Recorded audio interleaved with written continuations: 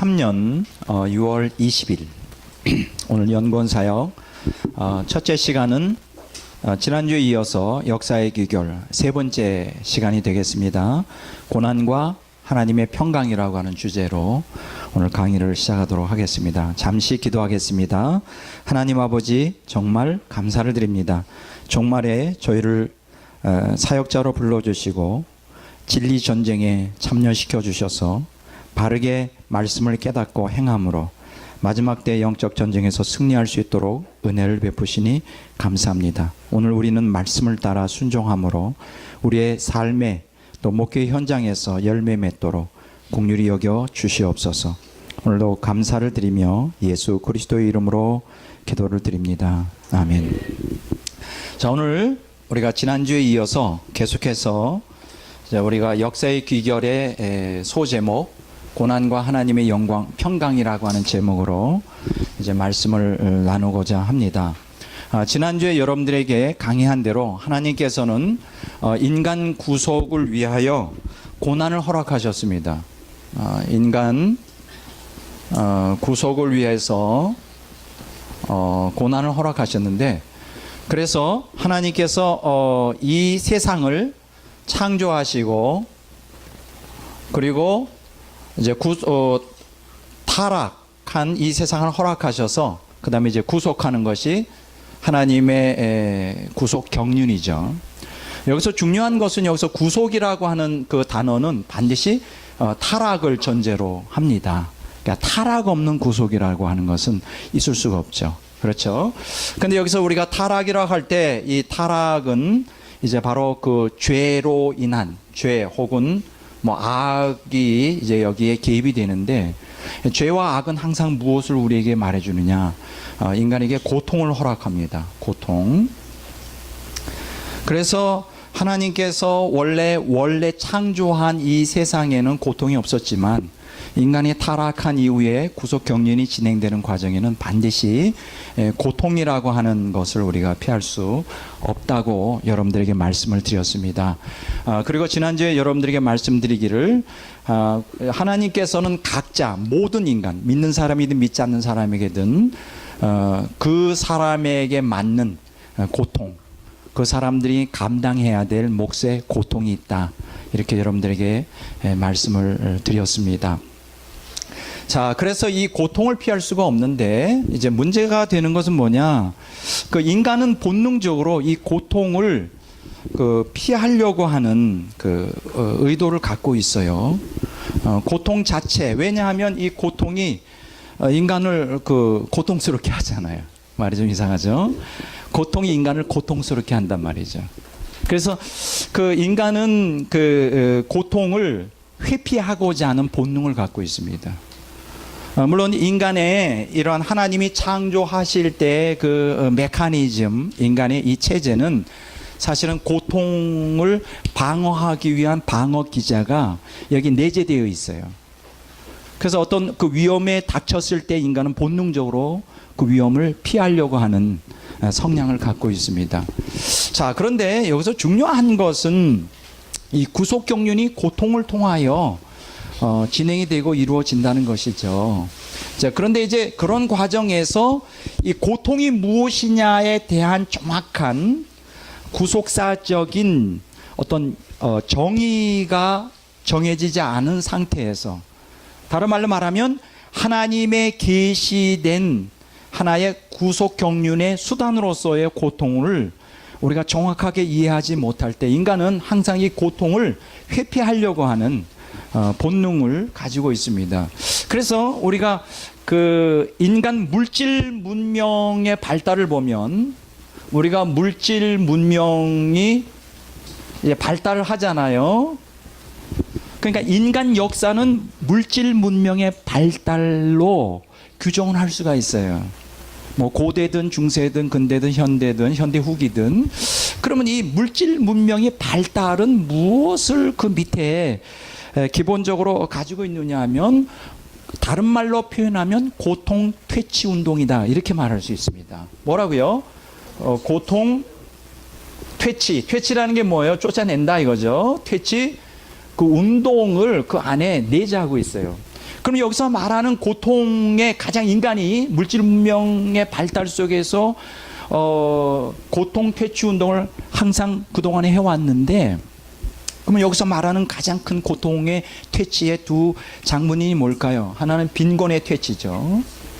빈곤의 고통을 퇴치하는 것이고, 또 한 가지 인간에게 또 중요한 것은 이제 몸을 갖고 있기 때문에 이제 질병의 고통, 질병의 고통을 이제 퇴치하는.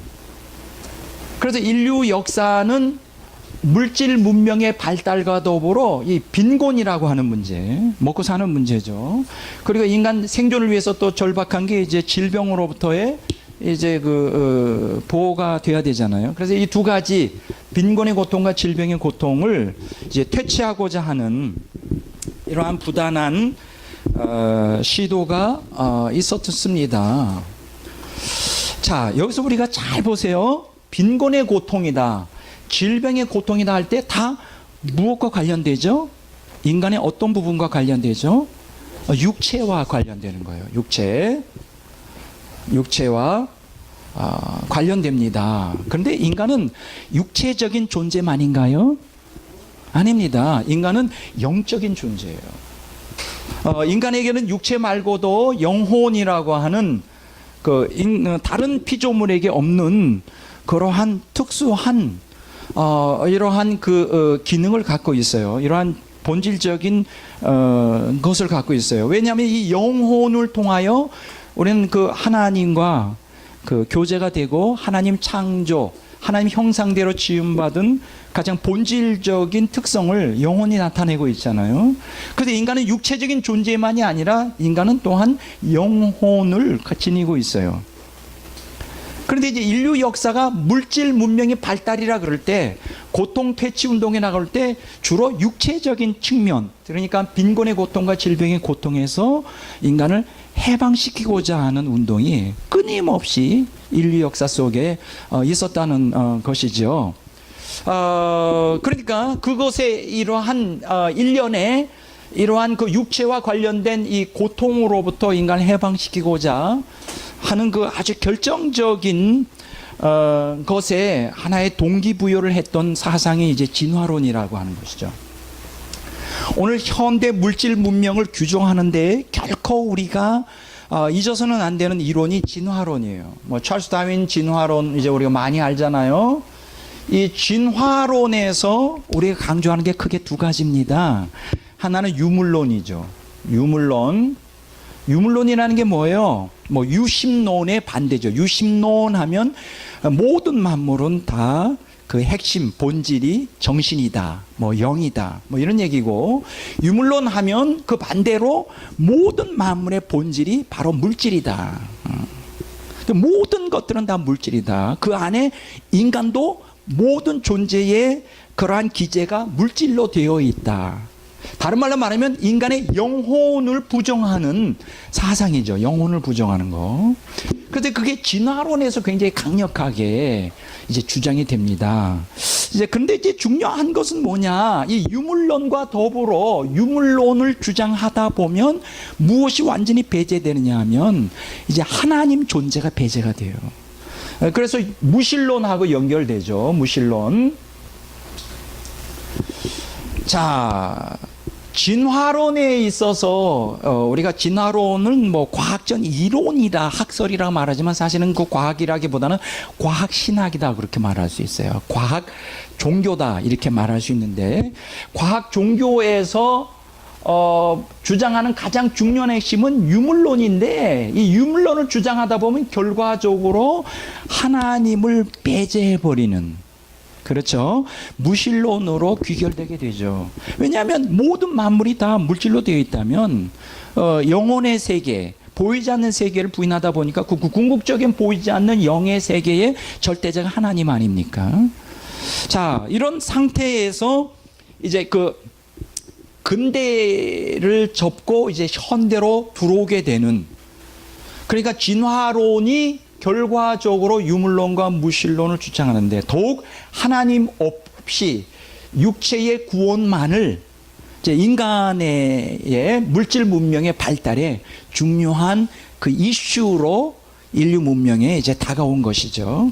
이제 그 과정에서 이제 인간은 계속 그 육체의 구원, 빈곤의 고통, 질병의 고통으로 건지기 위해서 이제 고통 채취 운동을 벌이는 과정 가운데 이제 물질 문명 사회가 발달하면서 산업화가 되고 그런 산업 혁명이 일어나고 그 과정에서 이제 뭐 여러 가지 부작용이 생기는 이런 산업 혁명 가운데 부작용이 생기는 걸 갖다가 반발하여 일어난 사람이 이제 칼 마르크스라고 하는 사람이죠. 칼 마르크스라고 하는 사람이 이제 자본론을 통하여 이제 이러한 그 부작용, 물질 문명의 발달로 인한 부작용을 얘기하는데 이 사람 역시 인간을 진화론에 근거하여 인간을 이제 경제적 동물로 보죠. 그러니까 지금 오늘 우리 한국 사회에서 경제 정의라고 하는 개념, 사실 그것을 최초로 우리가 학문적으로 아주 잘 말한 사람이 칼 마르크스. 이 칼 마르크스의 사상이 이제 우리가 잘 아는 대로 공산주의 이론의 근거가 되죠. 공산주의. 그 다음에 그것의 반대급부가 이제 자본주의. 예. 여러분들 많은 사람들은 그렇게 생각해요. 공산주의와 자본주의는 전혀 다른 사상이라 그러지만 사실은 우리가 깊이 본질로 들어가면 같은 사상이에요. 결국 인간을 뭐로 보느냐?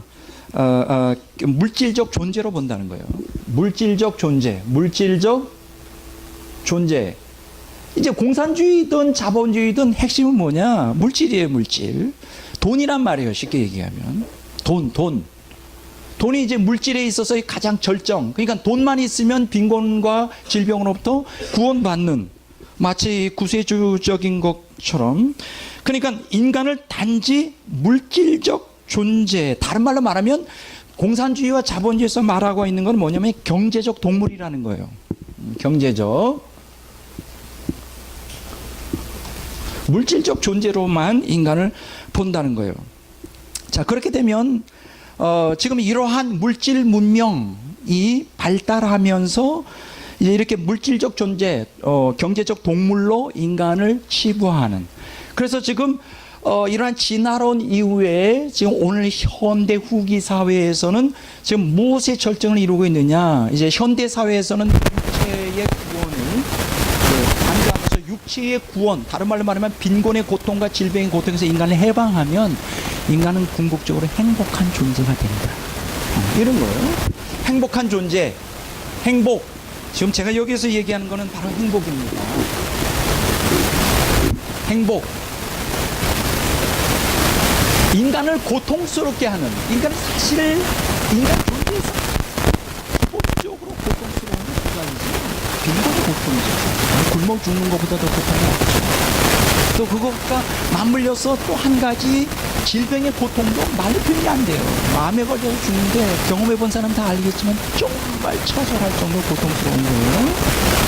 그럼 이러한 그 빈곤의 고통, 질병의 고통, 그게 바로 육체에 오는데 그 육체의 구원, 인간 육체의 구원, 그러면 궁극적으로 행복해질 것이다. 그리고 더 나아가 이 행복은 궁극적으로 인간의 정체성의 회복으로, 인간 정체성 회복을, 인간이 무엇인가, 인간의 본질을 궁극적으로 알게 하는 놀라운 그러한 결과를 가져다 줄 것이다 라고 하는 게 이제 물질 사회에서 지금까지 믿어왔던 사상입니다. 그래서 부단히 특히 서구 사회를 중심으로 하여, 미국이든 불합화든 중심으로 어쨌든 육체의 구원, 빈곤의 고통과 질병의 고통과 많이 인간을 구원하려고 그동안 시도해왔습니다. 그 대표적인 게 누구냐? 바로 스웨덴이죠. 그러면 스웨덴 하면 요람에서 무덤까지라고 하는 슬로건과 더불어 그 사회복지제도가 어때요? 최고예요, 최고예요. 그럼 사회복지제도가 최고로 발달된 나라는 것은 가장 기본적으로 육체의 구원을 제공해 줄 수 있는, 보장해 주는, 빈곤과 질병의 고통으로부터 인간을 구원해 줄 수 있는 놀라운 사회제도를 갖고 있다. 스웨덴 하면 사회보장제도의 대명사, 우리가 본받고 싶어하는 우리 한국사회도 끊임없이 그 스웨덴을 모델로 하여 어떻게 하면 사회 복지 국가가 됩니다. 요새 제일 큰 문제가 뭐죠? 복지국가. 그래서 스웨덴 같은 경우에 보면 세계 제1의 복지국가. 질병과 실업자들 다 생활비 굶어 죽는 사람 기본 생활을 그 모든 질병에 대해서 다 책임지고 괜찮은 나라죠. 여러분 어떻게 생각하세요? 그런 나라에서 태어났으면 또 행복하지 않았을까요? 스웨덴은 국가 전체 예산의 3분의 1을 사회복지 비용으로 지출하고 있어요. 3분의 1. 물론 거기 반대국으로 이제 세금도 엄청 많이 있는 건 틀림없지만. 그래서 스웨덴에서 지금 주창하는 것은 뭐 여러 가지 연금 제도, 그럼 그 외에는 뭐 주택 정책까지 해서 집 없는 사람들 다 집을 주는 거, 또 노인들 은퇴하면 죽을 때까지 먹고 살 수 있도록, 또 병원 다 무료고 뭐 이런 거, 이런 얘기 뭐 한도 끝도 없죠. 자, 그러면 여기서 제가 한 가지 질문하겠습니다. 그동안 물질 문명 사회는 뭐 고대는 뭐 그게 잘 안 되고 중세까지 안 됐지만은 근대로 들어오면서 이제 고도로 산업혁명이 일어나는 거죠. 이제 물질 문명이 그것은 고통질병이라고 이제 인권 고통 질병 고통 이제 그런 것들을 더 강력하게 얘기했던 게 또 자본주의에서 인간을 물질적 존재, 경제적 동물 그렇게 되면 그 욕구를 충족시키고 고통을 제거하면 행복하고 결국 인간 전쟁성을 회복할 거라는 게 오늘 현대 그 모던 사상의 근간을 이룬단 말이에요. 이것이 인간이 그동안 오랜 세월 동안 현대에 들어오면서 주장해왔고 그렇게 신뢰하고 믿어왔던 사상이에요. 빈곤의 고통, 질병의 고통에서 인간은 육체를 구원하면 인간은 행복할 것이다. 여러분 어떻게 생각하세요? 정말 행복할까요? 난 그거 묻고 싶어요. 행복합니까? 서구 사회가 행복합니까? 네, 놀라운 것은 스웨덴이 사회복지 제도가 최고로 잘 발달된 나라인데 자살률이 세계 1위입니다. 아세요? 성범죄가 세계 1위예요. 우리나라는 OECD 국가 중에서 자살률 1위고요. 뭐 성범죄도 뭐 거기 뭐 거의 필적할 만한 대단한 것이죠. 세 번째로 스웨덴이라는 나라는 1994년도에 파트너법이라고 하는 것이 생겨요. 결국은 동성애자들의 사회적 지위를 갖다 보장해주며 동성이혼에 동성결혼 다 가능하게 되었었죠. 그리고 더욱이 스웨덴 교회에서는 동성애가 합법화되어 동성애 결혼을 허용하는 게 2007년도 3월 23일 날 통과됩니다.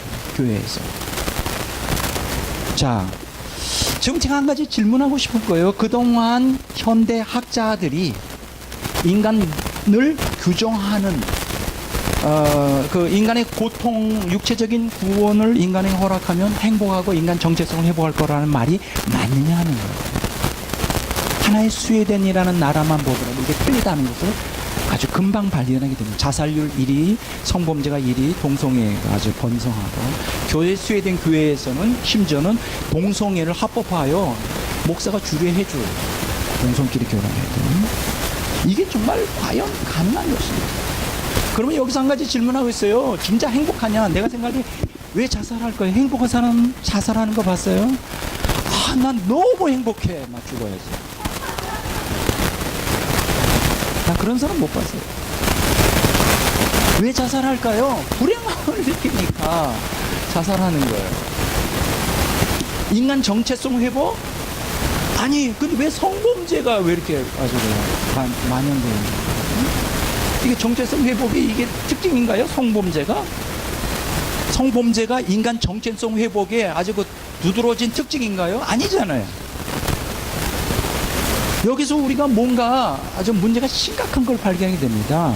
인간은 육체의 구원만 필요한 게 아니라 뭐의 구원이 필요할까요? 영원의 구원이 필요해요. 요거를 상당히 간과합니다. 이 진화론 때 유물론, 인간은 육체적인 구원이 필요한 존재, 경제적 동물, 공산주의, 자본주의. 근데 중요한 것은 여기서 놓친 게 유물론과 더불어 하나님을 버리는 무신론이 함께 발달합니다. 영원 구원을 생각 안 했어요. 인간은 배부른 돼지가 되기보다 배고픈 소크라테스가 되기 바랍니다. 불만입니다.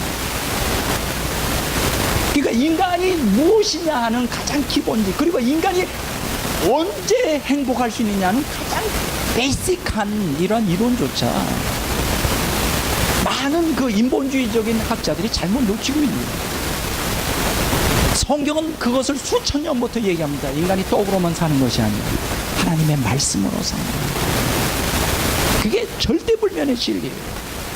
인간은 떡으로만 사는 게 아닙니다. 물론 떡이 필요 없다는 게 아니에요. 떡은 육체를 갖고 있기 때문에 필요하지만 인간이 육체적인 구원만 가지고는 행복을 느낄 거나 인간의 정체성을 회복하는 게 불가능하다.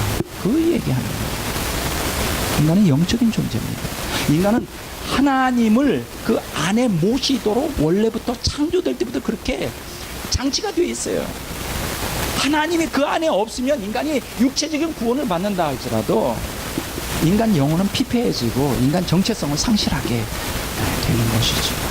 오늘 저는 여러분들께 이것은 불신자들에게도 선포하는 말씀이지만 기독교인들에게도 동일하게 선포하고 싶은 말씀이에요. 왜냐하면 오늘 기독교인들이 물질 문명의 발달 속에 고통의 퇴치 운동이라고 하는 아주 그럴듯한 슬로건과 빈곤의 고통, 질병의 고통에서 육체의 구원을 하면 행복할 거고 인간의 정체성을 회복할 거라는 이러한 잘못된 인본주의적인 사상이 오늘 믿는 성도들에게도 깊이 뿌리 박혀 있어요.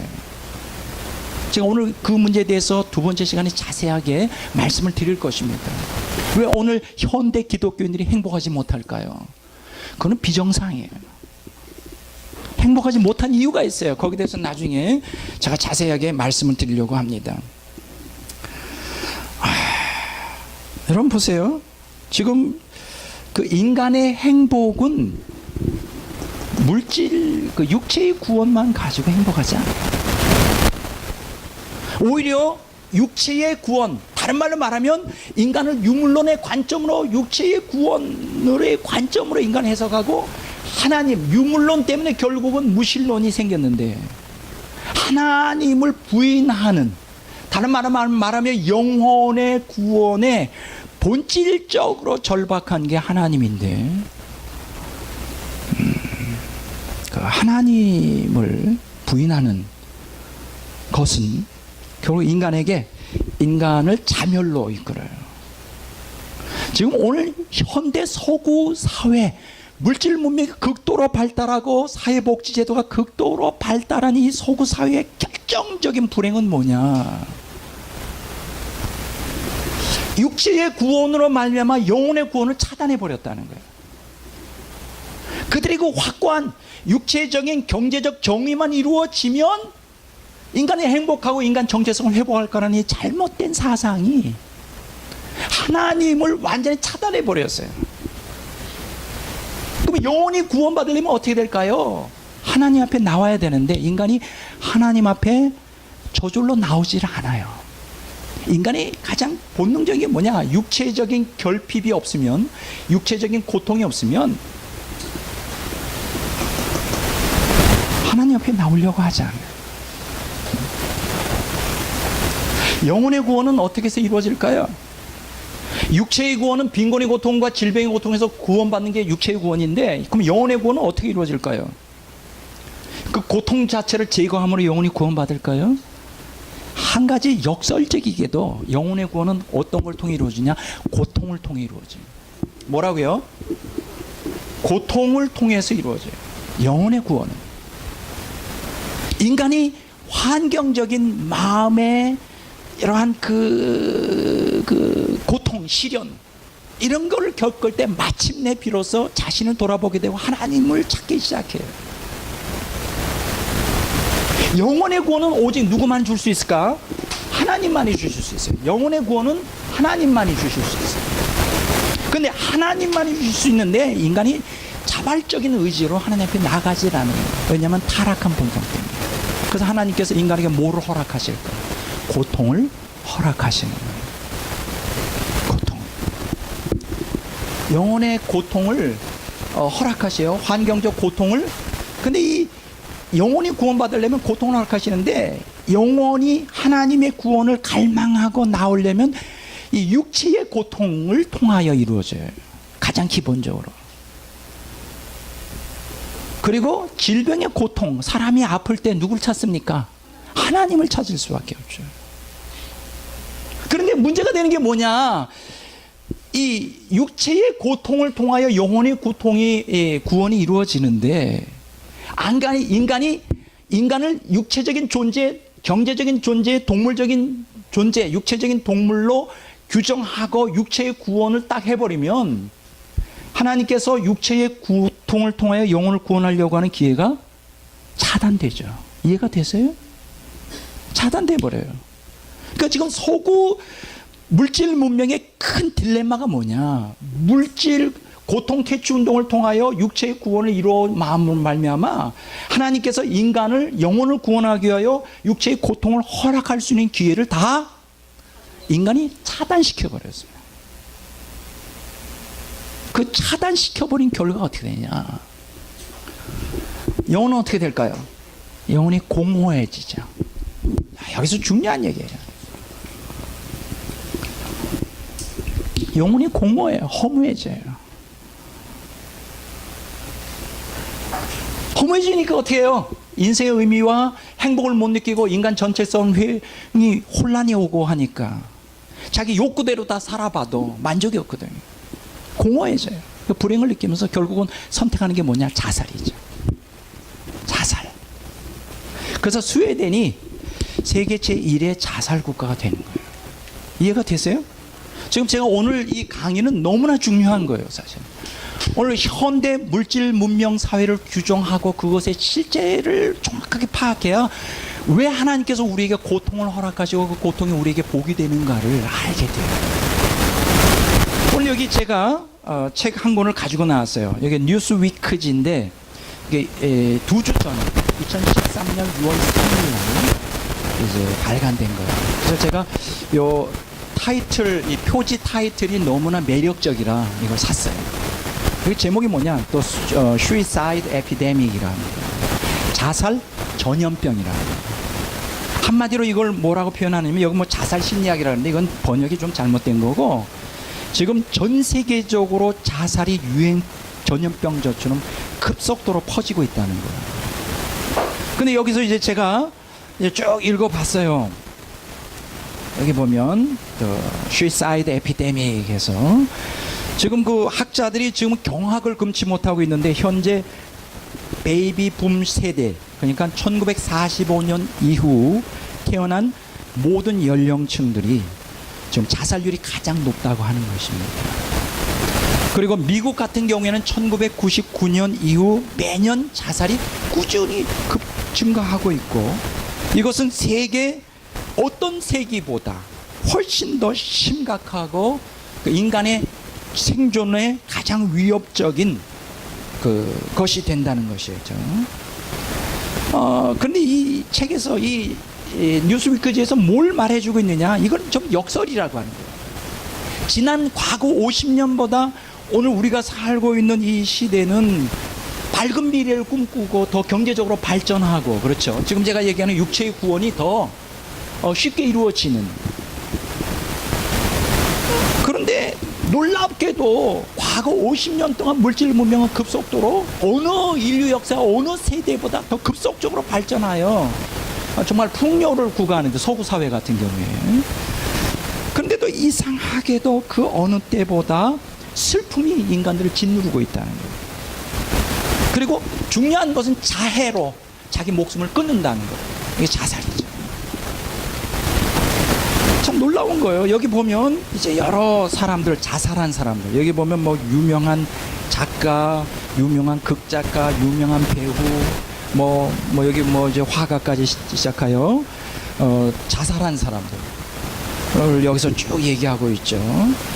자, 그러면서 지금 이 이 뉴스위크에서 분석하고 있는 건 2010년 세계 전체에서 이 자해를 통한 자살은 전쟁, 살인, 자연재난을 합친 것보다 더 많은 목숨을 가져갔다는 거예요. 합친 것보다 그 모든 것.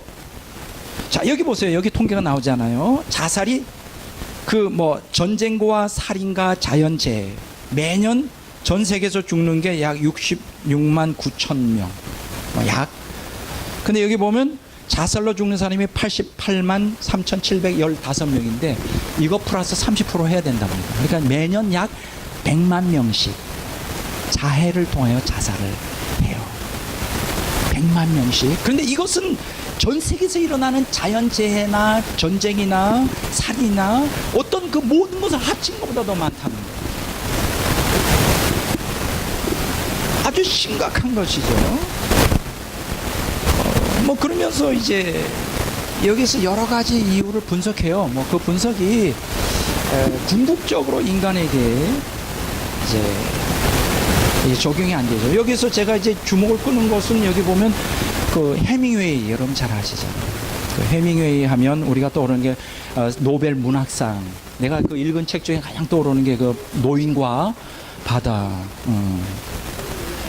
누구를 위해서 종을 울리느냐. 이런 거 아주 너무 유명하죠. 해밍웨이 하면 세계 노벨 문학상에다가 여러분 보세요. 잘생겼잖아요. 구레나루. 이거 멋있잖아요. 이렇게 멋있는 사람이고 돈도 많을 것이고 소설이 많이 팔리니까 세계적인 명성도 갖고 있을 것이고 자기가 원하는 건 욕구대로 다 할 수 있는 사람인데 엽총을 가지고 자살했어요. 왜 그랬을 것 같아요? 그 사람이 육체적인 구원을 받지 못해서 자살했어요? 빈곤의 고통과 질병의 고통 때문에 자살했어요? 아니에요. 뭐 때문에 했을까? 영혼의 고통이죠. 영혼의 공허함 때문에. 여기서 우리가 아주 자명해지는 게 있어요. 인간이 물질만 가지고 살 수 없다는, 행복해질 수 없다는 거예요. 영혼의 구원을 추구하지 않고 육체적인 구원만을 추구하면 그게 행복할 것 같은데 불행해지고 인간의 정체성을 완전히 상실하게 되죠. 그러면 인간이 행복해지려면 어떻게 될까요? 저는 세 가지를 봅니다. 첫째는 소속감이 있어야 되고, 두 번째 자존감이 있어야 되고, 세 번째 사명감이 있어야 되죠. 뭐요? 소속감, 자존감, 사명감. 이 세 가지가 있는 사람들은 절대 죽지 않습니다. 환경이 아무리 어렵다 하더라도 소속감, 이걸 이제 유대감이라고 말해요. 인간과 인간의 관계성에서 내가 어디에 속해 있다 하는 거. 가족일 수도 있고, 공동체일 수도 있고, 이 소속감. 오늘 그 현대인들의 문제가 되는 건 뭐냐면, 이 물질주의를 추구하면서 소속감이 상실돼 버렸어요. 개인주의. 물질주의는 곧 개인주의와 동등한 동의어처럼 쓰여져요. 개인주의. 그 옆집에서 죽은 지 몇 달이 돼도 누가 죽었는지도 몰라요. 소속감이 없어요. 연대감이 깨졌어요. 가족 관계가 다 깨졌어요. 두 번째로 여기서 중요한 것은 자존감이에요. 내가 누구인가, 내가 살아가는 의미, 인생의 의미. 빅터 프랭클의 죽음의 수용소에서 가장 중요하게 주장한 게 뭡니까? 인생의 의미죠. 그 인생의 의미에서 가장 중요한 거는 내 자존감이에요. 내가 나 스스로를 존중해야 돼요. 그거가 있으면 우리는 행복해질 수 있어요. 저는요, 제가 굉장히 좋아요. 그래서 행복해요. 난 내가 좋아. 나의 부족한 이 모습이 좋아. 좀 이상하게 볼 수도 있어요. 왜 내가 좋은지 알아요? 내가 멋있어서 좋아요? 아니, 비디오 그 카메라 찍는 거 보니까 뒤에 이 머리가 많이 빠졌더라고요. 아니, 자꾸만 어떤 분이, 머리가 없다, 머리가 없다. 내가 설마 머리가 없게. 앞에 봐야 머리가 많잖아. 진짜 머리가 많이 빠졌더라고요. 근데 그럼에도 불구하고 나는 내가 좋아요. 왜 내가 좋을까? 나는 하나님이 나를 보시는 내가 좋다. 난 나를 평가하지 않습니다. 하나님이 나를 보는 그 시각으로 봐요. 자, 세 번째는 사명감이죠. 내가 무엇을 해야 되는지에 대한 것이죠. 요 소속감이라고 하는 것은 인간과의 관계성에서 오는 거고, 자존감은 인간 본질에 대한 것이고, 사명은 인간이 뭔가 해야 되는, 이게 세 가지가 다 인간 행복에 있어서 가장 기본적인 요소인데, 사실은 소속감, 자존감, 사명감은 예수님 안 믿는 사람도 가질 수가 있어요. 그러면 그 사람들은 행복해요. 그러나 그런 행복은 상대적인 행복이에요. 제가 지금 얘기하는 건 본질적인 행복은, 이 소속감과 자존감과 사명감은 오직 예수님 믿는 사람, 하나님 믿는, 영혼의 구원을 이루고 있는 사람들에게만 해당되는 거예요. 지금 제가 오늘 여러분들에게 오늘 행복에 대하여 오늘 주제를 삼고 좀 계속 강의를 하려고 합니다. 제가 생각할 때는 이 세상에서 가장 행복한 사람은 예수님 믿는 사람이다. 먼저 그렇게 말씀을 드리고 싶습니다. 어쨌든 이 뉴스 위크지에서 The Suicide Epidemic이라고 하는 주제로 자세히 온 세계에 지금 퍼지고 있다. 이 심각성을 여기서 말해주고 있죠. 그럼 왜 자살을 할까요? 행복하지 못하니까 자살하는 거예요. 인간 정체성을 상실했으니까 자살하는 거예요. 그것은 지금 제가 쭉 설명해 온 것처럼 인간이 영적인 영혼을 구원을 가져야 되는데, 육체의 구원보다 먼저 영혼이 구원받고 그 다음에 육체의 구원을 추구해야 되는데, 이게 순서가 바뀐 거예요. 육체의 구원을 받으면 영혼은 이거는 영혼 존재도 인정하지 않고 물질적인 존재, 경제적인 동물로 생각하고, 그 육체적으로 빈곤의 고통, 질병의 고통에서 인간이 구원받으면 행복하고 인간 정체성을 회복할 거라고 하는 착각이죠. 그러면서 이러한 물질 문명을 극도로 발달시키며 빈곤의 고통과 질병의 고통에서 육체의 구원을 서구 사회가 좀 도모하고 많이 진전을 보았는데, 진보를 이루었는데, 그게 진짜 진보일까요? 진보. 인간 문명이 발전한 것일까요? 인간이 물질만 발전한다고 인간 문명이 진짜 발전한 겁니까? 인간 영혼이 풍성해져야 되죠. 영혼의 풍성, 영혼이 이제 풍성해져야 되죠. 여러분 보세요.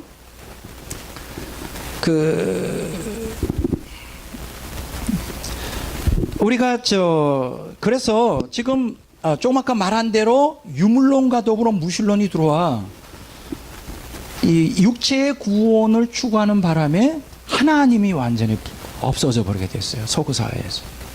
그래서 복음을 증거할 수 있는, 그래서 고통을 통하여, 육체의 고통을 통하여 영혼을 구원으로 인도하려고 하는 하나님의 구속사가 본질적으로 차단된 상태예요. 그래서 서구나 이런 사회에서는 지금 기독교가 급속도로 쇠퇴하고 있는 것입니다. 그래서 여러분, 물질 문명이 고도로 발달하는 것이 대수가 아니에요. 저는 오늘 여러분들에게 드리고 싶은 또 한 가지 중요한 것은 뭐냐, 가난한 자가 복이 있다고 제가 말씀드리고 싶습니다. 그 얘기가 가난한 자에게 복이 있다. 자, 따라서 합시다. 가난한 자에게 복이 있다. 그러면 제가 여러분 오해하지 마시기 바랍니다. 술 먹고 마약을 해서 가난하게 된 사람 다 복이 있다는 그런 뜻이 아니에요. 왜 가난한 사람이 복이 있다고 하는 거냐면, 부자보다 가난한 자에게 복음이 쉽게 전파된다, 이런 뜻이에요.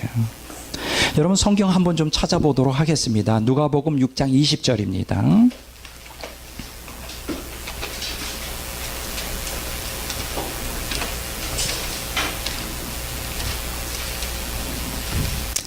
누가복음 6장 20절.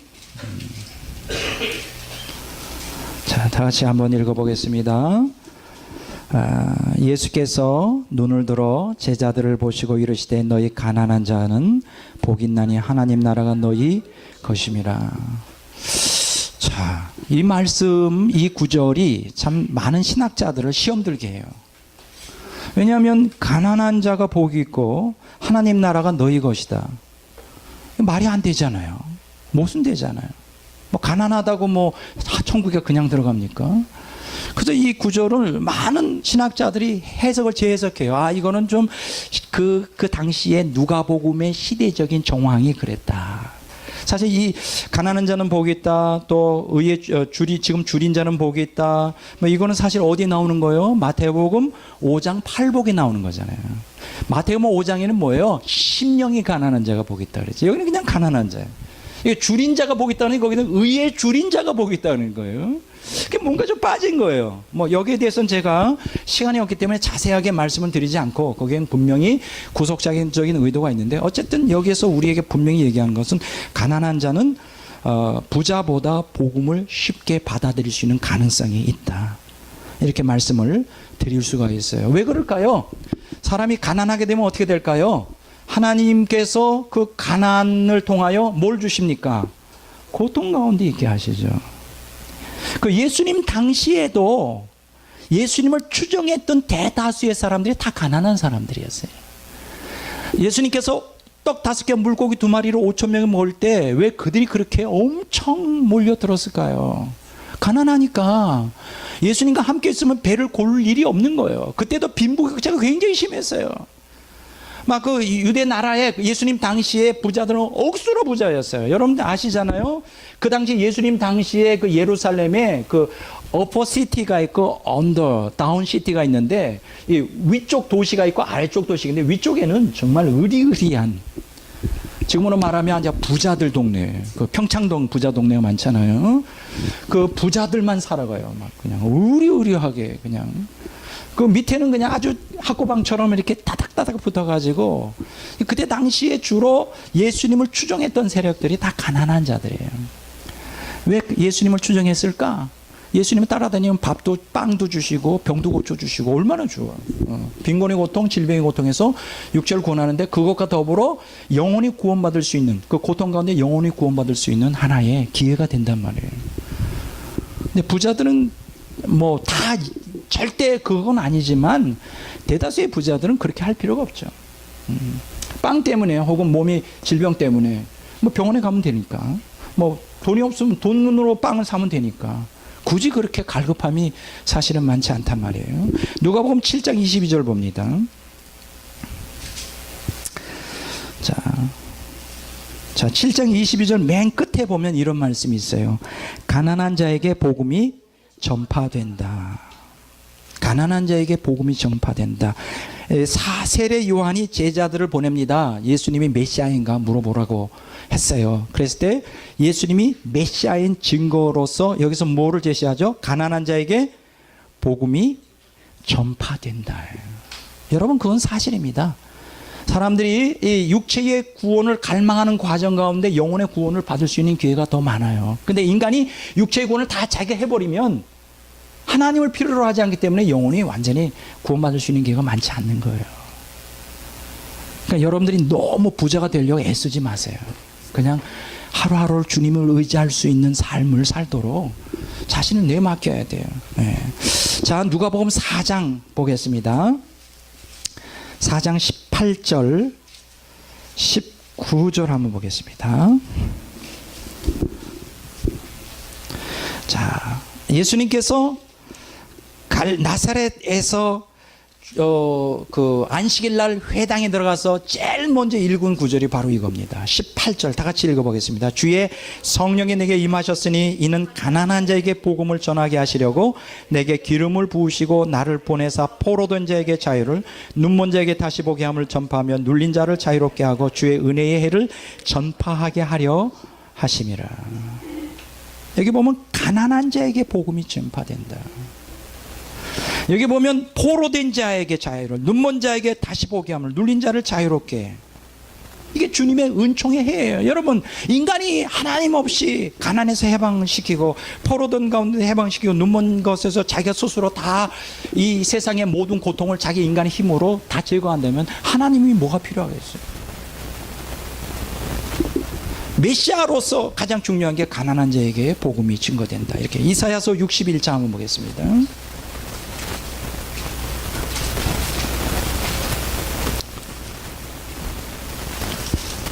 이사야서 61장. 자, 똑같은 얘기죠. 자, 조금 아까 제가 읽은 누가복음 4장 18, 19절의 원 구절이죠. 이사야서 61장 1절에서 2절까지 읽지는 않겠습니다. 자, 가난한 자들에게 복음이 증거돼요. 오늘 그럼 모두가 다 가난해져야 되냐? 그건 또 아니에요. 청빈하게 살라 이거예요. 물질을 의지하지 말고 청빈하게 살아야 됩니다. 제가 아주 좋은 책 한 권을 여러분들에게 소개해 드리겠습니다. 참 이 책을 읽으면서 은혜를 참 많이 받았어요. 이게 뭐냐면 사명이라고 하는 책이에요. 여러분들이 좀 꼭 사서 보시면 좋겠어요. 박천록 선교사님의 책인데 참 읽으면서 은혜 엄청 받았습니다. 요거는 이제 그 방글라데시, 여러분 방글라데시는 어떤 곳이죠? 이슬람 국가죠. 여러분들 여기 보면 방글라데시가 남한의 1.4배 정도 영토가 되고요. 1억 4천만 명 인구가 되고 홍수로 매년 국토 70%가 6개월 동안 잠기는 거예요. 우기가 6개월 동안이에요. 얼마나 그 척박한 환경입니까? 그리고 인구 90%가 이슬람을 신봉해요. 기독교인들은 0.3%인데 그래서 5월 중순부터 11월 초까지 계속 비가 와요. 그럼 보통 비가 오면 이렇게 막 물이 차요. 뭐 허리까지 차요. 근데 이 사람들이 그 집을 떠날 수가 없어요. 왜냐하면 떠났다가 피했다 다시 오면 그 집을 갖다가 다 분해해가지고 다 가지고 가요. 도망가요. 그거 도둑질 맞을까봐 그냥 비가 오고 해도 거기서 건너야 돼. 여러분 한번 생각해 보세요. 우리가 이 여름철이 다가오고 있는데 눅눅한 환경에서 살아가는 좀 이렇게 좀 찝찝하잖아요. 이 사람들은 아예 물 속에 살아. 1년의 반을. 그것도 집도 그렇게 신통치 않은 그냥 얼기설기 이러한 이런 그 나무 잎으로 이렇게 설계해 놓은 것이죠. 그러니까 추운 겨울이 돼도 그것을 커버할 수 없고 더운 습기가 있어도 그렇게 할 수가 없고 너무나 가난해가지고 국민의 80%가 빈민층이에요. 그러니까 빈곤과 기아에 완전히 찌들어 있는. 그래서 1년 총 생산이 한 사람당 300불이에요. 우리는 지금 얼마예요? 우리 한국은 2만 불 넘어간다고 그러죠.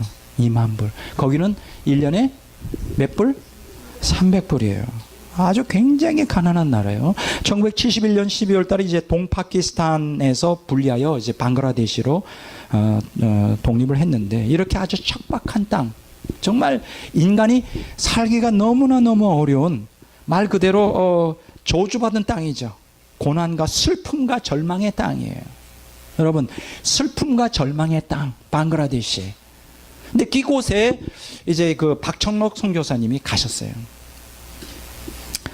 가서 복음을 전하는데 어디에 떨어졌느냐, 이 사람이. 몰라떼기라고 하는 지역에 갔어요. 자기도 그게 어딘지도 모르고. 근데 이 몰라떼기는 어떤 곳이냐 하면 200~300m 반경 안에 수천 명씩 모이는 모스크가 5개나 있는. 5개나 있는. 이 사람 표현이에요. 내가 만들어낸 게 아니라 이 사람이 책에 있는 걸 그대로 제가 그 지역에 들어간 거예요. 그 지역에. 그러니 여러분, 거기서 복음을 전한다는 게 얼마나 어렵습니다. 그래서 이 사람이 막 핍박도 당하고 그 너무나 가난해요.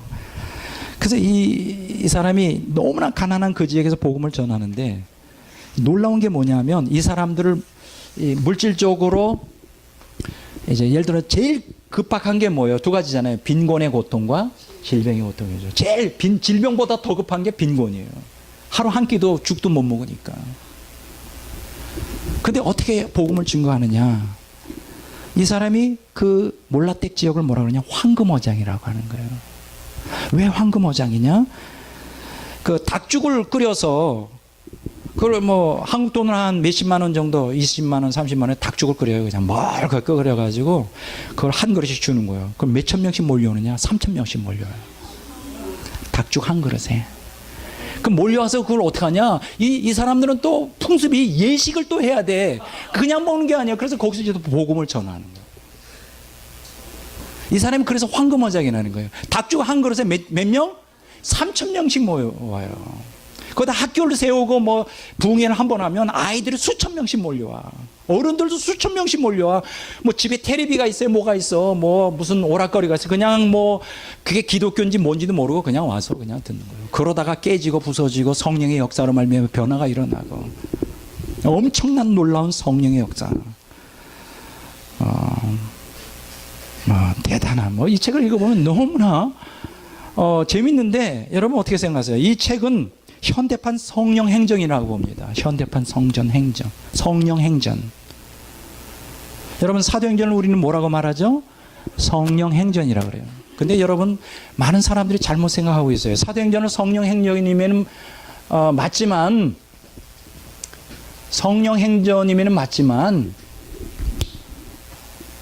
또 다른 측면이 있다는 걸 많은 사람들이 몰라요. 고난행전이에요. 고난행전. 여러분 사도행전은 자세히 보세요. 고난과 순교 가는 곳마다 핍박이 나요. 성령께서 어디서 역사하시는지 알아요? 고난 가운데 역사하세요. 근데 우리는 오늘 현대에 서구화된 물질 문명에 물든 우리들은 성령을 체험하기를 원해요. 왜냐하면 영혼이 갈급하니까 성령 체험하기를 원하는데 고난 없는 성령을 원해요. 이게 문제예요. 그러니까 고난 없이 성령을 추구하면 어떻게 될까? 다 신비주의로 흘러가요. 탐욕의 복음으로 전락하고 말아요. 고난과 성령은 항상 같이 가야 됩니다. 그래서 사도행전은 무슨 행전? 성령 행전임과 동시에 무슨 행전? 고난 행전입니다. 이 책도 마찬가지예요. 박천록 선교사님이 그곳에서 10몇 년 동안 사역을 하면서 1만 명 이상의 이슬람 무슬림들을 갖다가 개종을 시키고 복음을 전해요. 정말 수많은 방글라데시의 사람들이 변화를 받는데 성령과 고난과 영적 투쟁이 같이 갑니다.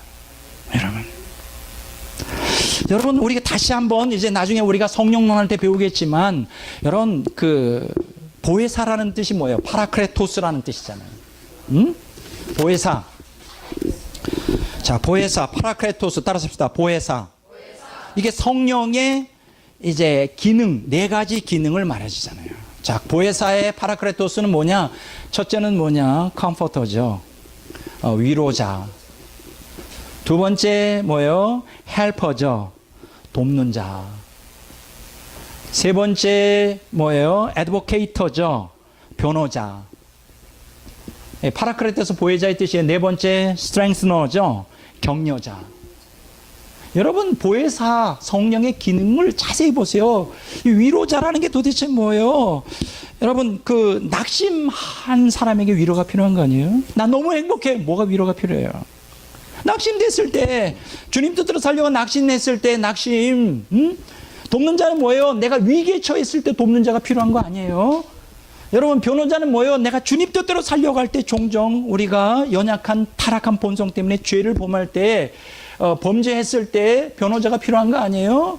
격려자는 왜 필요합니까? 우리가 영적인 투쟁을 할 때 악과 싸울 때 그 전쟁에서 이기도록 격려해 주는 분 아니에요? 우리가 낙심할 환경이 없고 위기에 처하지 않고 범죄하지 않고 내가 자기 의로 투쟁하고 영적 투쟁하는 사람에게 위로자, 돕는 자, 변호자, 격려자로서의 보혜사가 뭐가 필요하냐고요. 보혜사의 4가지 기능은 오늘 우리가 처한 구속사의 환경이 영혼을 구원하는 구속사의 환경이 육체의 구원만 가지고 안 된다는 걸 보여주고 있는 이 책을 꼭 좀 여러분 사보세요. 너무너무 재미있어요. 처음부터 끝까지 정말 스릴 서스펜스 이 도의를 확 하시게 하는 막 많은 기적과 능력의 역사가 많이 나타나요. 여러분 하나님의 구속사는 고통 가운데 고난 가운데서 이루어집니다. 이 책을 박천록 사명이라는 책을 여러분들에게 말씀을 드리겠습니다. 여러분 부자보다 가난한 자에게 복음이 증거돼요. 그러니까 여러분 오늘 이 물질 문명을 발달시키면서 무조건 이 세상의 문제를 경제적인 관점으로만 해석하려는 건 너무나 잘못이에요. 오늘 한국도 뭐 경제 정의 뭐 얘기하지만 나는 그런 측면으로 그러면 경제 정의가 이루어지면 다 행복할까요? 아니에요. 더 중요한 것은 경제 정의보다 더 중요한 것은 하나님 앞에 돌아와야 되는 거예요. 물질 문제를 단순히 경제적 측면에서가 아니라 구속사적 측면으로 접근을 해야 돼요. 복음을 증거하기 위한 가난한 자들에게 복음을 증거하기 위한 여기 제가 여러 권의 책을 갖다가 저희가 갖고 있는 또 읽은 책 중에 제가 리뷰를 해볼게요. 왜 세계는 불평등한가? 탐욕스러운 1%가 99%의 삶을 파괴한다. 척 콜린스. 또 두 번째 책은 부자들이 다 해먹는 세상. 아주 저돌적이죠. 이런 걸 보면서 굉장히 뭔가 좀 카타르시스를 이렇게 막 시원한 거. 부자들이 다 해먹는 세상. 왜 99%는 가난할 수밖에 없는가? 크리스 레만. 세 번째, 왜 세계의 절반은 굶주리는가? 장 지글러. 제가 오늘 이 책이요. 뭐 이런 책들을 보면 나오죠. 그래서 이 장 지글러는 120억 인구가 먹고도 남을 만큼의 식량이 생산되고 있다는데 왜 하루에 10만 명이 5초에 1명 어린이가 굶어 죽어가고 있는가? 10억의 인구가 1달러 미만으로 생활하고 20억 인구가 2달러 미만으로 생각해요. 그래서 전 인류의 반수가, 거의 반수가 가난에 찌들려 있는 상태예요. 거의 영양실조 기하에 허덕이고 있어요. 자, 네 번째는 뭐냐? 빈곤의 경제학이라는 책이에요. 국빈국 10억 인구의 위기, 빈곤이 인류의 진보를 막고 있다. 다섯 번째는 뭐냐 하면 왜 음식물의 절반이 버려지는데 누군가는 굶어 죽어가는가? 슈테판 콜로이츠베르거라고 하는 사람이 쓴 책인데, 유럽에서 버려지는 음식만으로도 전 세계 굶주리는 사람 모두에게 두 끼를 매일 두 끼씩 제공할 수 있다. 또 그 다음에 탐욕의 시대라고 하는 책 있죠. 누가 세계를 더 가난하게 만드는가? 장 지글러. 세계의 부는 누구의 손에 의해 어떤 방식으로 집행되는가? 이런 책들 읽어보면요, 가난한 사람들 뒤집어져요. 이 경제 정의가 이루어지지 않는 것 때문에, 이 사회 구조적 아 때문에 사실 이러한 가난들이 더 있거든요. 그 다음에 우리를 위한 경제학은 없다라는 책, 스튜어드 랜슬리가 쓴 책이죠. 부자들이 감추고 싶어한 1% 대 99% 불평등의 진실. 아무리 노력해도 우리가 집을 가질 수 없는 이유. 1% 부자들이 비밀로 지켜온 1%만을 위한 경제학. 1% 부자와 불량한 경제학들이 빚어낸 승부조작의 진실. 이런 책들은. 그리고 끝으로 승자 독식 사회라는 책 있죠. 로버트 프랭크라고 하는 사람. 1등 아니면 살아남을 수 없는 승자만의 리그는 어떻게 만들어지는가. 지금 제가 가지고 있는 소장하고 또 읽은 책들을 이게 쭉 지금 몇 권이에요. 3, 4, 5, 6, 7, 8권을 쭉 설명해서 여기에서 공통적으로 하는 얘기가 뭐예요? 지금 경제 정의가 이루어지지 않고 있다. 그래서 인간의 빈곤의 고통, 질병의 고통으로부터 육체의 구원을 이루고 그러면 행복해질 수 있다는 걸 또다시 강조해주고 있어요. 물론 가난한 사람 도와야 돼요. 좀 아까 제가 사명이라는 책에서 언급한 것처럼 방글라데시에는 그 닭죽 한 그릇, 멀건 닭죽 한 그릇도 3,000명씩 몰려와요. 복음을 들어요. 기회 아닙니까? 황금 오자 아닙니까? 지금 유럽 구라파에 멀건 닭죽 끓여준다 그래서 한 명이라도 올까요? 안 와요. 거지들도 얼마나 고급스러운데. 그걸 하고 나중에 집에 갈 때는 자가용 타고 간단 말이에요. 그 멀건 닭죽 누가 그걸 원해요? 이 방글라데시 같은 이 가난한 정말 저주받는 땅이라고 하는 슬픔과 고통의 이 땅에, 고통 가운데, 이 빈곤 가운데, 또 이러한 고통, 육체적인 고통 가운데 닭죽 한 그릇이 복음을 받아들이는 중요한 모티브가 되잖아요. 근데 제가 언급한 8개의 이러한 빈부 격차 문제, 그래서 그걸 해소하면 행복해질 것이다. 경제 정의가 이루어지면 행복해질 것이다. 그건 아니에요. 하나님께서 이 세상에 이렇게 가난한 사람을 남겨둔 이유가 있단 말이에요. 무조건 부자가 되는 게 하나님의 복이 아니란 말이에요. 가난한 가운데서 하나님께 들어갈 복음을 받아들일 수 있는 겸손한 마음, 갈급한 마음이 생기는 거예요. 그러니까 무조건 이 경제 정의만을 외치고 지금 이 세상의 이 불평등, 그렇죠? 절대적 빈곤 또 빈부 격차 문제는 심각하고 우리가 그 문제를 관심을 가져야 되지만 그 문제를 무조건 해결한다고 해서 인간이 행복하거나 인간 정체성이 회복되는 것은 아니다. 기독교인들은 그러면 어떻게 해야 될까? 무조건 그 경제 정의만을 위해 부르치지 말고 그게 하나님의 뜻이 아니라 가난한 사람들에게 들어가서 자기를 헌신하여 멀건 닭죽이라도 끌어주면서 그들에게 복음을 증거해야 된다. 궁극적인 목적은 복음을 증거하는 데 있어요. 여러분, 그 밥을 퍼주는 게 문제가 아니란 말이에요. 밥을 퍼주고 그 사람들의 육체적인 고통을 해소시켜주는 게 문제가 아니라 그들이 밥을 왜 퍼주느냐? 복음을 증거하기 위해서, 영혼을 구원하기 위해서. 영혼을 구원하지 않는 이 사회 사업, 이건 다 의미가 없는 거예요. 이거 다 의미가 없는 것입니다. 이건 구속사를 잘못 오해하고 있는 것이에요. 여러분, 인간이 행복해지는 것은 단순히 물질적인 또 빈곤의 고통, 질병의 고통에서 해방된다고 해서 행복해지는 것은 절대 아닙니다. 제가 예를 하나 들어볼까요? 부탄이라고 하는 나라 알아요?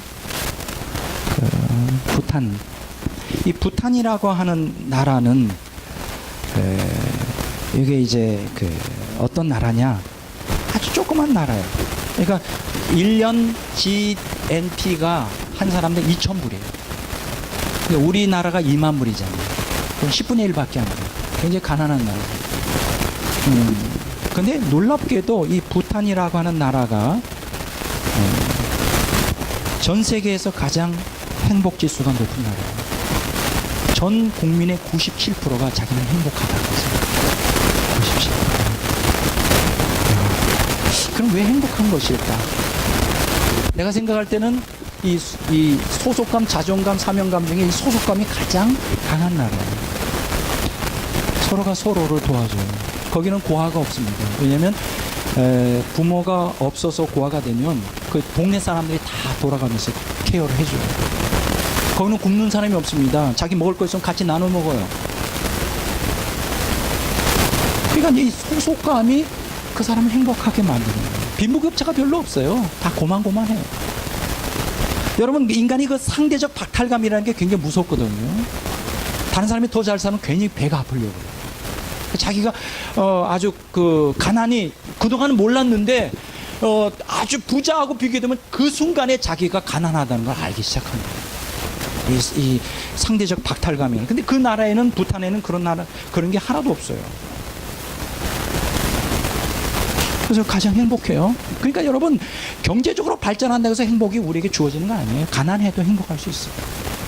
또 한 가지 책을 좀 여러분들에게 소개하려고 합니다. 오래된 미래라고 하는 거예요. 라다크로부터 배우다라는 책인데 아주 베스트셀러죠. 오래된 미래. 헬레나 로드베리 호지라고 하는 여성 언어학자가 인도 외곽의 고산지대에 위치한 라다크라고 하는 곳에 방문하여 10여 년 동안 그들의 삶을 이렇게 옆에서 관찰하면서 이 책을 쓴 것이죠. 히말리아 산맥의 작은 마을. 근데 1975년부터 이 지역에서 10년 동안 거주하는데 처음에 들어갔을 때 그 라다크라는 나라는 정말 다 행복한 사람들이었어요. 왜냐면 조금 아까 제가 부탄 얘기를 한 것처럼 그 정도 수준에 그저 서로 소속감을 가지고 서로 유대감을 가지고 뭐 부자도 가난한 사람도 없고 어려우면 같이 도와주고 같이 밥 먹고 이렇게 빈부격차가 없었어요. 그러다가 이 인도 정부에서 이제 경제 개발을 합니다. 경제 개발하면서 갑자기 빈부격차가 많아지기 시작해요. 그러면서 자연이 훼손되면서 이제 개인주의가 팽배되고, 여러분 물질주의가 들어온 곳에는 반드시 뭐가 들어올까요? 개인주의, 소속감이 붕괴됩니다. 서로 돕고 서로 보호해주고자 하는 소속감이 붕괴돼요. 이제 이 인도에서는 이 나라를, 이 지역을 잘 살게 하려고 이제 경제 개발을 일으키는데 자연이 훼손되고 서로 소속감이 붕괴되면서 막 빈부격차가 많아지기 시작해요. 그리고 처음에 이제는 자기네들끼리 살 때는 행복했단 말이에요. 가난한 줄 모르고 서로 돕고 그러니까. 그런데 이제 관광객들이 들어오면서 관광객들은 어떻습니까? 그 사람들은 생산하는 게 아니라 소비잖아요. 돈 막 쓰는 거예요.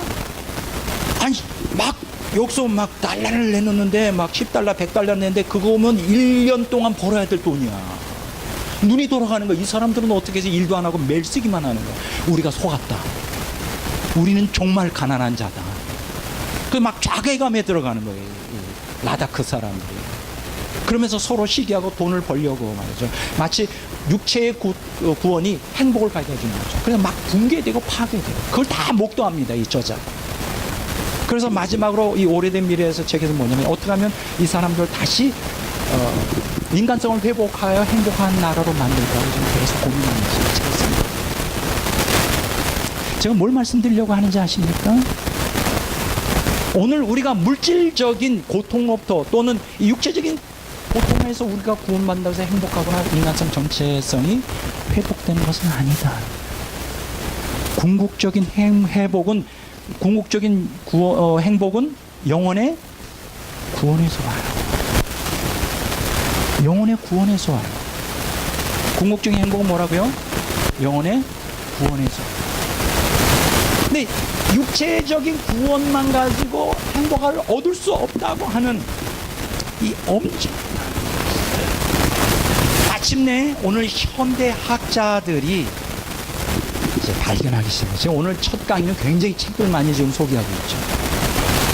굉장히 많이. 이거 다 오늘 강의에 필요한 거예요.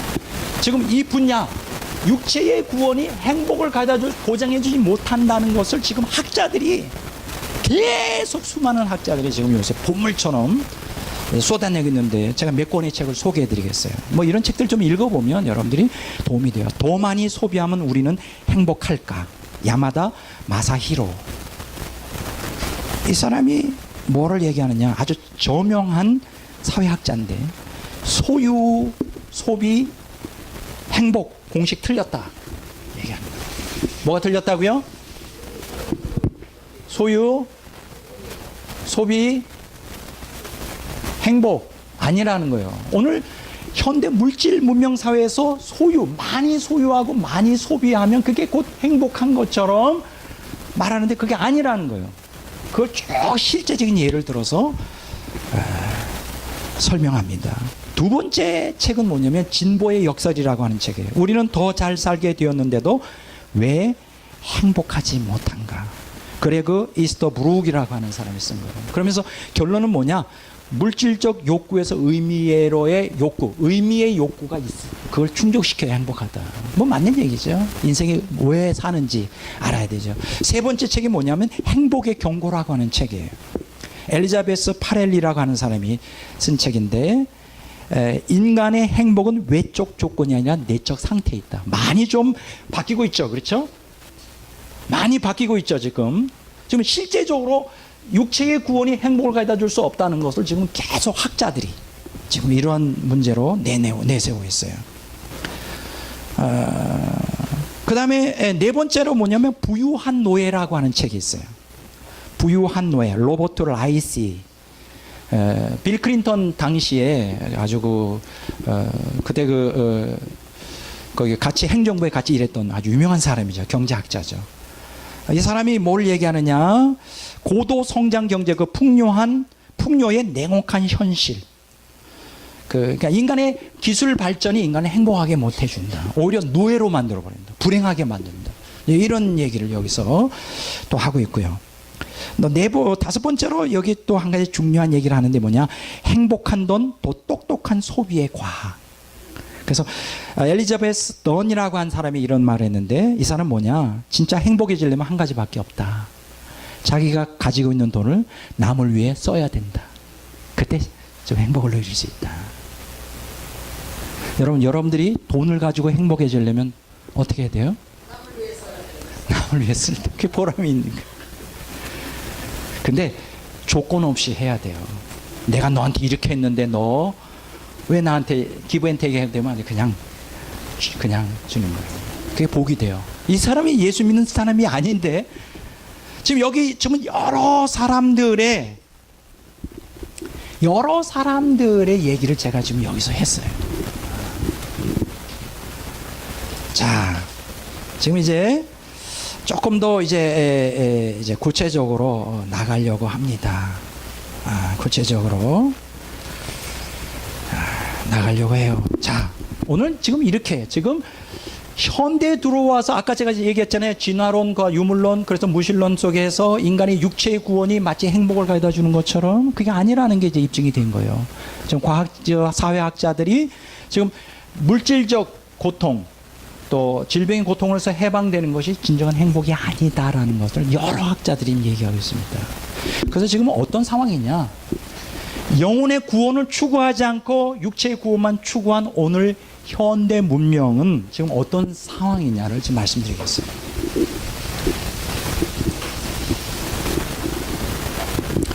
지금 두 가지 심각한 병에 걸려 있어요. 현대 사회가. 첫째는 피로 사회. 두 번째는 허기 사회. 이게 지금 육체의 구원만을 추구했던 오늘 현대 사회의 병리적 현상을 두 가지로 말한다면 피로사회, 허기사회 이렇게 말할 수 있습니다. 따라서 합시다. 피로사회, 허기사회. 자, 여기서 피로사회라는 건 뭐예요? 인간이 지금 소진되어 있다. 지쳤어요. 우리라 말하면 그 배터리가 앵꼬된 거예요. 힘이 없는 거예요. 살아갈 의욕이 없는 거예요. 두 번째 허기사원은 뭐예요? 배고픈 거예요. 근데 여기서 허기 사회라고 하는 건 이모셔널 헝거, 정서적 허기.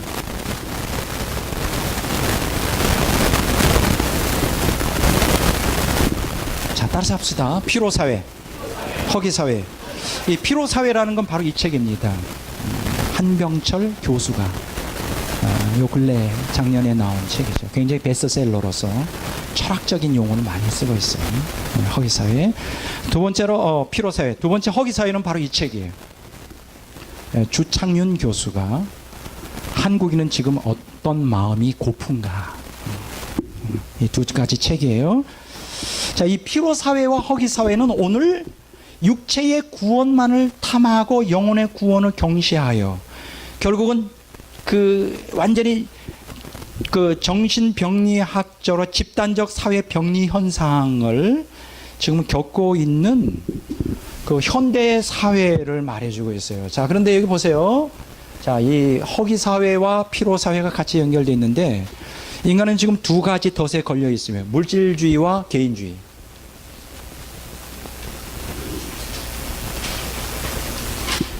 물질주의는 반드시 개인주의로 소속감을 붕괴시켜 버리죠. 그리고 여기서 두 가지 성과기계, 피로사에서 말하는 게 성과기계. 인간이 기계가 됐어요. 자꾸만 경쟁에 내몰리고 있어요. 경쟁에 내몰려요. 그 다음에 과잉 경쟁.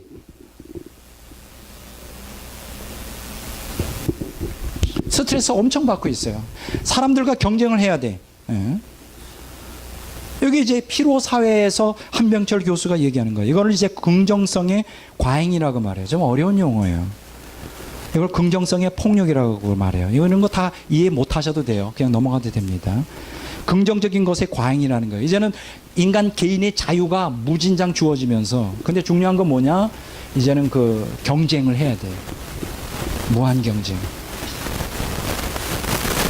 그래서 이 과잉에 따른 소진, 피로, 질식. 그게 오늘 피로 사회의 특징이고요. 허기 사회는 뭐냐? 주창윤 교수의 얘기인데 빈 밥그릇의 허기라고 그랬어요. 굉장히 아주 재미있는 얘기죠. 빈 밥그릇의 허기. 여러분, 왜 빈 밥그릇의 허기죠? 밥을 실컷 먹었어요. 그런데 뭐가 안 채워지는 거예요. 허전한 거예요. 허기가 느껴지는 거예요. 이게 오늘 현대 사회의 물질 문명의 사회의 특징이에요. 그러면서 이 허기 사회에서 주창윤 교수가 세 가지 오늘 현대 문제를 말해요. 퇴행적 위로, 나르시시즘의 과잉, 속물성에 대한 분노. 이런 건 다 어려운 얘기예요. 나르시시즘이라는 건 뭐냐면 자기 도취성이라는 뜻이에요. 이런 걸 여기서 제가 좀 얘기하려고 하는 게 아닙니다. 지금 한마디로 말하면 뭐냐? 행복을 지금 제가 얘기하는 퇴행적 위로, 나르시시즘의 과잉, 속물성에 대한 분노는 뭐냐면 행복을 느끼지 못하고 불행 가운데 처해요. 인간의 정체성을 상실한 인간이 자기가 아닌 주변에 완전히 그것들, 흘러가는 부유물처럼 떠돌아다니는 그러한 인터넷에 이러한 그냥 너무나 값싸고 가벼운 정보들에 그냥 거기에 몰입하고 이런 거, 이런 것들을 이제 여기서 말해주죠. 좀 정말 이런 것들은 좀 우리가 사실은 좀 논의를 좀 해면 참 너무나 좋은데 여기서 그것까지 다 하기는 좀 그렇죠. 그래서 여러분 보면 타진요 아시죠? 타진요가 뭐예요? 들어보셨어요? 타진요가 뭐예요? 모르세요 그렇게? 여러분들 현대인들이 아니네. 타진요가 뭐예요? 예? 예, 타가 뭐예요? 여러분 인터넷 좀 보세요. 텔레비 좀 보시든지. 타라는 게 뭐냐면 스탠포드 출신의 가수가 있었죠. 그 가수 이름이 뭐죠? 네? 타블로. 그 사람이 스탠포드 출신인데 그걸 의심하는 거예요. 그러니까 타블로의 진실을 요구합니다. 너무 순진한 거예요. 무지한 거예요. 여러분 현대인들이 아닌가? 좀 인터넷 좀 보세요. 지금 내가 뭘 얘기하려고 그러냐면, 그 타블로 가수가 실제 그 스탠포드 출신이거든요. 그걸 다 증명했는데도 그 의심 자꾸만 하는 거예요. 근데 거기에 회원이 몇 명이냐? 20만 명이에요. 타진요 20만 명. 이 사람들이 다 뭐 하는 사람이냐? 허기사회. 정서적으로 다 굶주린 거예요. 뭔가 다른 사람들 떠돌아다니는 얘기에 그거 뭐 타진요 이게 뭐가 의미가 있습니까? 밥 먹고 할 일이 없어서 누구와 뭐 스탠포드 출신이면 어떻고 아니면 어떻고 뭐 그게 뭐 목숨 걸 일이 아닌데 막 그냥 지금 이렇다는 거예요. 뭔가 다 정신병이 걸려 있어요. 집단적 사회 병리 현상이에요. 이게 인간 정체성을 상실한 불행을 느끼는, 그래서 남의 불행을 보면서 어떻게든지 그 갈고 가지고 뭔가 그 대리만족을 하려고 하는 뭐 이런 것들, 아주 그 비정상적인 그 정신병 증세가 많이 나타나요. 그렇다 보니까 어떻게 돼요? 우리 한국도 자살률이 굉장히 많이 높죠. 우울증 환자도 많고 20대 조울증 환자가요 2007년도에서 2011년까지 35.4%가 증가했다고 해요. 점점 사회가 암울해집니다. 왜 그럴까요? 경제 정의만 가지고 안 돼요. 뭐가 받아야 될까요? 영혼의 구원을 받아야 돼요. 지금 우리가 물질적인 환경, 빈곤의 고통, 질병의 고통에서 해방된다고 이 한국 사회가 행복해지는 게 아니에요. 하나님께서 이러한 빈곤의 고통, 질병의 고통을 통하여 육체의 고통을 가할 때 거기에서 그 고통을 통하여 영혼의 구원을 인도하려고 하는, 영혼의 구원에 초점을 더 맞춰야 돼요. 사역자들이. 여러분들 목회해봐서 알죠? 가난한 사람 도와주면 그 사람들이 교회에 또 오래 나올 것 같아요? 아니에요. 신유의 역사로 해서 질병 고쳐주면 그 사람들이 예수님 더 잘 믿을 것 같아요? 아니에요. 그러니까 여러분들이 예수 믿으면 빈곤에서 구원받고 질병에서 구원받는 그런 설교만 하지 말라는 거예요. 영혼의 구원, 하나님 우리에게 허락하신 고통이 어떤 의미가 있는지를 알려줘야 된다는 거예요. 내가 오늘 여러분들에게 말씀드리려고 하는 것은 바로 그런 거예요. 지금 오늘날 이 사회가 너무 그 삶의 속도를 갖다가 지금 시간이 좀 다 많이 흘러가고 있는데 그쪽으로 무한 경쟁 속에서 지금 굉장히 방황하고 있어요. 여러분, 삶의 속도가 문제가 아니라 방향입니다. 요거는 이제 수영이라고 하는 사람의 책 이름이에요. 따라서 합시다. 삶의 속도가 아니라 방향이다.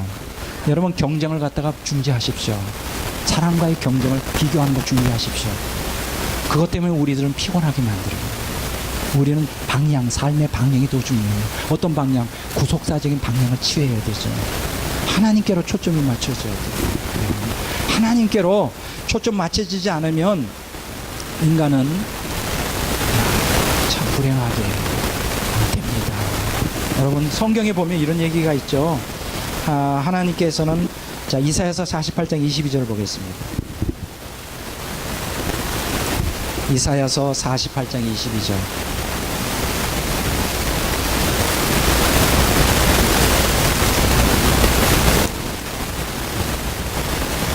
다 같이 읽겠습니다. 여호와께서 말씀하시되 악인에게는 평강이 없다 하셨느니라. 악인에게는 뭐가 없다고요? 평강이 없다 그랬어요. 악인에게는 평강이 없다. 지금 제가 뭐를 찾고 있는데, 악인에게는 평강이 없다.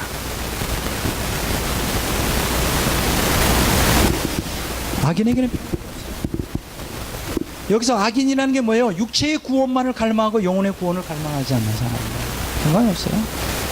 아무리 육체의 구원, 빈곤의 고통, 질병의 고통에서 건진받는다 하더라도 그는 평강이 없습니다. 평강은 그렇게 육체의 고통을 통하여 행복을 얻을 수 없는 거예요. 이건 하나님만 주시는 거예요. 자, 성경을 볼까요? 욥기 38장 15절 봅니다.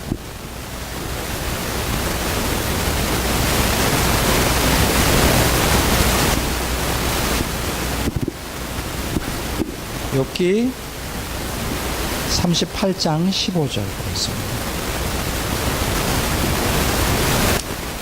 다시 읽어보겠습니다. 악인에게는 그 빛이 차단되고 그들의 높이 든 팔이 꺾이느니라.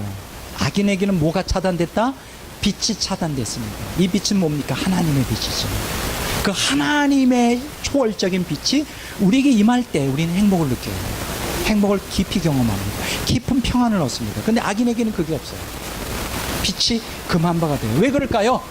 이들이 영혼의 구원을 통하여 구원을 얻고자 하나님께로 나가지 않고 육체의 구원, 그것도 인간의 방법으로 빈곤의 고통과 질병의 고통에서 자기 스스로 구원의 길을 선택하고 오히려 영혼의 구원을 차단하고 하나님을 필요로 하지 않고 갈망하지 않기 때문에 하나님이 허락한 그 고통을 배척하고 하나님을 찾지 않고 고통 가운데 인간의 수단과 방법을 동원하여 행복을 추구하려고 했기 때문에 결국은 빛이 차단되게 되는 거예요. 시편 32편 10절을 봅니다.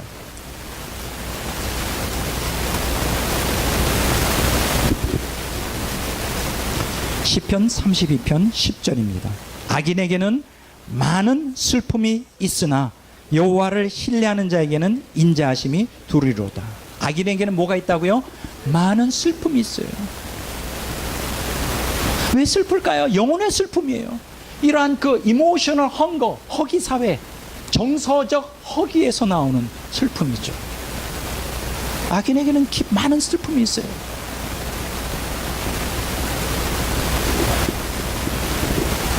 하나님을 믿는 의인들에게는 인자하심이 두려워요.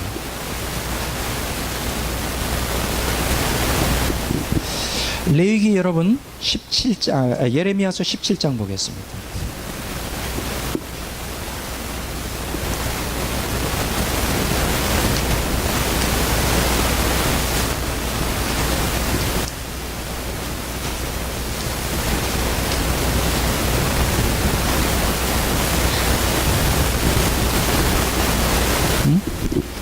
예레미야서 17장 5절을 봅니다.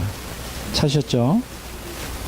예레미야서 17장 5절 여호와께서 이와 같이 말씀하시니라 무릇 사람을 믿으며 육신으로 그의 힘을 삼고 마음이 여호와에게서 떠난 그 사람은 저주를 받을 것이라.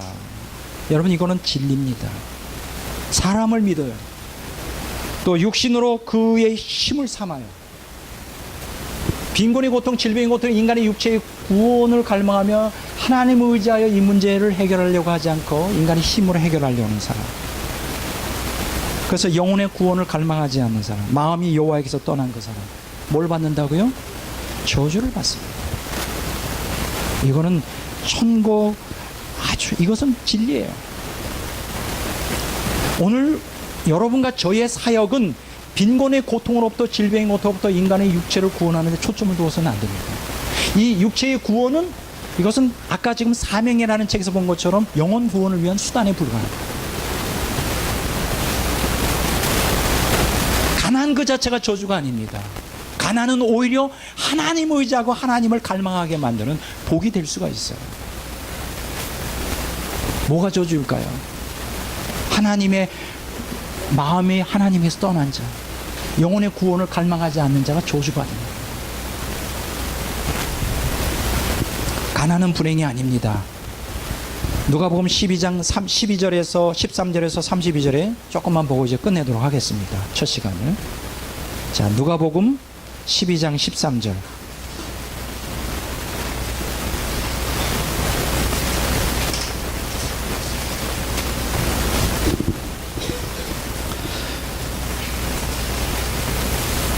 (15절만) 보겠습니다. 그들에게 이르시되 삼가 모든 탄심을 물리치라. 사람의 생명이 그 소유에 넉넉한 데 있지 아니하니라. 자, 이 내용 잘 아시죠? 13절부터 21절까지 보면 어떤 사람이 자기 형하고 유산을 같이 나누게 해달라고 그 중재를 좀 서달라고 예수님께 옵니다. 그랬을 때 예수님이 거절하죠. 너무 냉혹한 거 아니에요?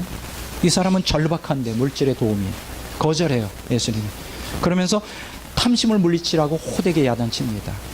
사람의 생명이 그 소유에 넉넉한 데 있지 않다. 그러면서 예수님께서 비유로 말씀하시죠. 어떤 한 사람이 소출이 많은데 이제 창고를 짓고 더 짓고 해서 이제 내 영혼이 편히 먹고 쉬도록 하자. 그랬을 때 하나님이 뭐라 그래요? 오늘 밤 내 영혼을 도로 찾을 것이다.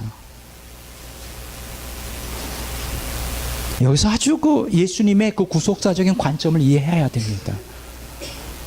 오늘 우리의 사역자의 관심이 어디 있죠? 우리가 목회할 때 빈곤의 고통, 질병의 고통으로부터 성도들 육체적 구원을 하는 게 사역의 목표가 된 사람들은 다 탐욕의 복음 때문에 망하게 돼 있어요. 거기에 초점 맞추면 안 됩니다. 우리의 초점은 어디에 초점을 맞춰야 될까? 영혼의 구원에 초점을 맞춰야 돼요. 그리고 육체의 구원은 영혼의 구원을 초점을 맞추고 부수적인 것으로 육체의 구원을 우리가 추구해야 됩니다. 이것이 하나님의 뜻이에요.